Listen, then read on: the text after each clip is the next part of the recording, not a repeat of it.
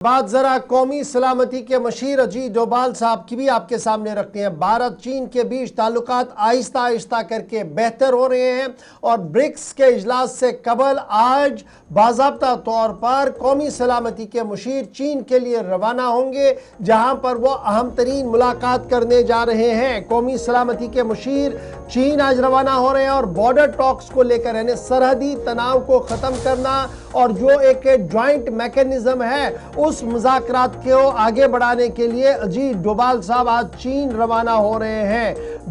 अजीत डोभाल और वांग यी के बीच में कल अहम तरीन मुलाकात होने जा रही है और 25वां राउंड होगा India China special representative talks का, जिसके जरिए से चीन के साथ जारी तनाव सरहदी तनाव को ख़त्म करने की कोशिशें पिछले कई महीनों से जारी है। बॉर्डर्स पर तनाव ख़त्म कैसे किया जाए, इस ज़िम्मन में सरफरेस्ट अजीत डोभाल और वांग यी के बीच कल मुलाकात होनी है। चीन के अंदर यह मुलाकात इसलिए भी बड़ी इंपॉर्टेंट है क्योंकि इतलात और खबर यह है कि चीनी सदर जिनपिंग के भारत का दौरा मुतवक्का है और ये भारत का दौरा तब मुतवक्का है जब मुल्क के अंदर ब्रिक्स का इजलास अगले महीने मुनक्किद होने जा रहा है, जिसमें चीन के सरबराह जिनपिंग के आने की उम्मीद लगाई जा रही है। और यही वजह है कि नेशनल सिक्योरिटी एडवाइजर आज चीन के दौरे पर रवाना हो रहे हैं, जहां पर स्पेशल रिप्रेजेंटेटिव मैकेनिज्म के तहत भारत और चीन बाउंड्री जो सरहदी तनाव है इस पर तबादला ख्याल होगा, जिसके बाद वजीर खारजा के साथ उनकी मुलाकात होनी है। 25वां राउंड ये होगा। 2003 में बाज़ाब्ता तौर पर एक वर्किंग मैकेनिज्म के तहत चीन के साथ बॉर्डर डिस्प्यूट को ख़त्म करने के लिए मुज़ाकराती अमल को आगे बढ़ाया गया था। यहाँ सिर्फ line of actual control eastern Ladakh वाले मामला नहीं है, बल्कि दीगर मामला पर भी तबादला ख्याल किया जाएगा और उम्मीद लगाई जा रही है कि अजीत डोभाल साहब के दौरे से भारत के अंदर ब्रिक्स समिट जो नई दिल्ली के अंदर अगले महीने मुनक्किद होने जा रही है, इसमें मुख्तलिफ सरबराहान के आमद की उम्मीद है और चीनी सरबराह के आने की उम्मीद इससे मजीद बढ़ेगी और कैलाश मानसरोवर यात्रा और दीगर मामला पर भी तबादला ख्याल आज किया जा सकता है, कल किया जा सकता है, जब दोनों लीडर आमने सामने होंगे। मुलाकात का सिलसिला चलेगा, लेकिन कौमी सलामती के मुशीर थोड़ी देर में चीन के लिए रवाना होने जा रहे हैं। सर मजीद बातचीत करेंगे, सीधा आपको न्यूज़ रूम लिए चलेंगे। न्यूज़ एडिटर आसिफ रशीद मजीद जानकारी के लिए हमारे साथ है। आसिफ, ये जो दौरा हो रहा है, अजीत डोभाल भारत का चीन का दौरा करेंगे और उसके बाद जो शी जिनपिंग है वो भी भारत का दौरा करेंगे, तो ऐसे में अजीत डोभाल का ये दौरा भारत चीन ताल्लुकात के हवाले से कितना अहम है? देखिए, दौरा शुरू हो चुका है, ऑफिशियली वो रवाना हो चुके हैं कौमी सलामती के मशीर और